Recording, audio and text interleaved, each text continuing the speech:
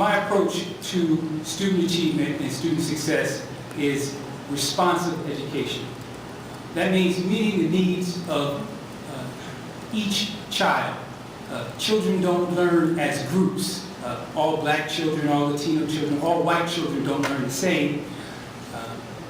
I often laugh because my sister and I grew up in the same house. Same parents, same economic background, two completely different types of learners.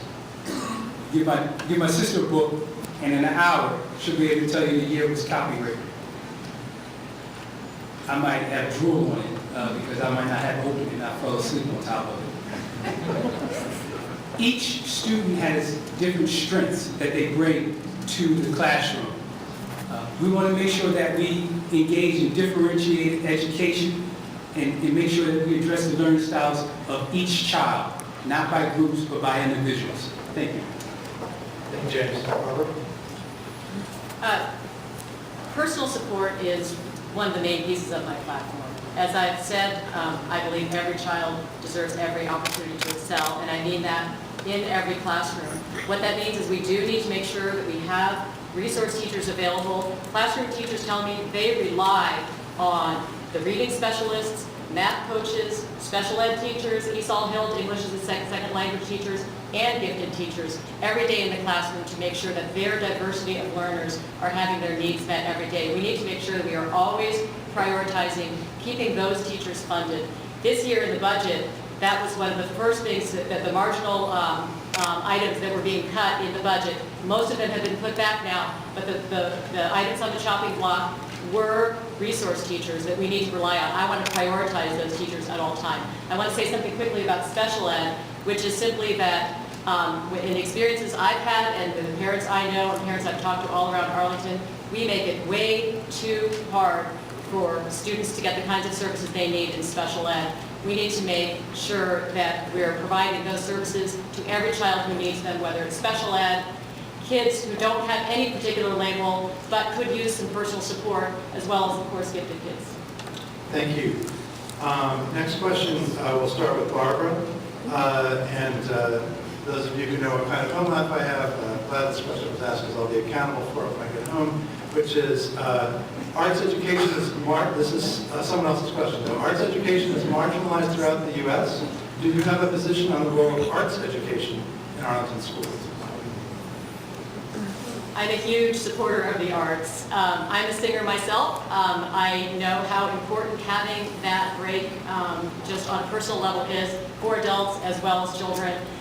We are all at our core creative human beings, and we need to make sure that art is always a fundamental piece of what we're doing in Arlington. Now, I will say, compared to what's happening nationally, we do not have the crisis that other schools are having, where literally arts budgets are being slashed. We do have arts programs here. They have been cut compared to the way they have been in the past. I want to be a real supporter of trying to make sure that we're keeping arts, getting it back in line with where it was. Thank you. James? Thank you, arts education.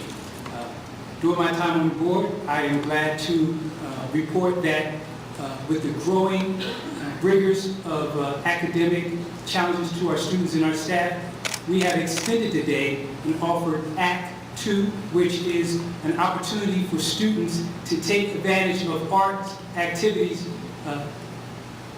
at the end of the day and extend the learning opportunity to them. We value, as my board colleagues and I value arts education, and our commitment to it has been expressed both through our funding and through extending the opportunities to our students.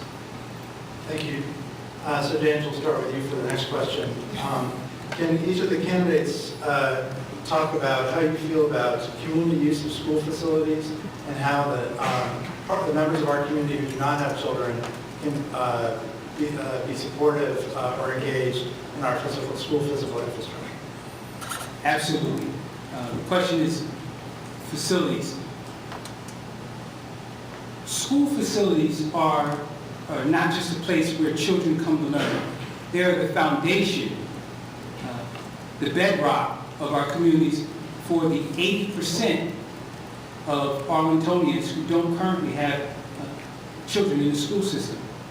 We value education in Arlington, both parents and community members alike. And I have been a strong and passionate advocate to have community members utilize our facilities after the school day, on weekends.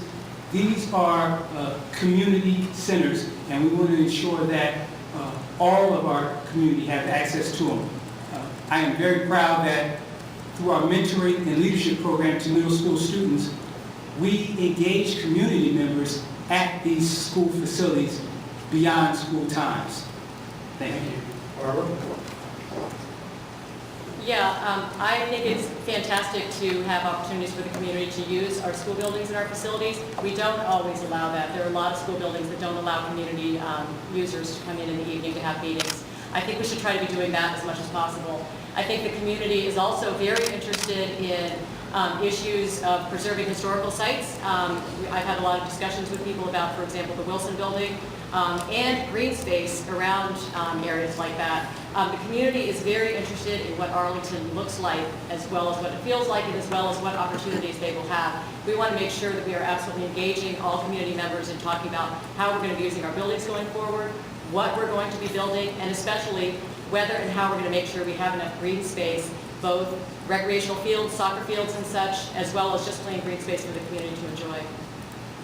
Thank you. Next question, starting with you, Barbara. To both candidates, what would you recommend that we can do in APS to help further combat bullying? Again, my proposal about making sure that we have adult mentors in every school.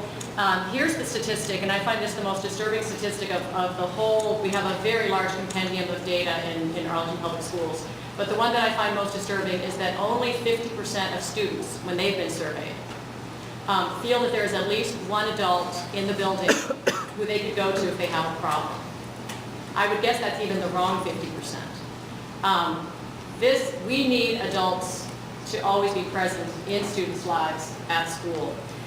We need to make adult mentoring a priority. And what that means is we do have counselors that are assigned to each grade.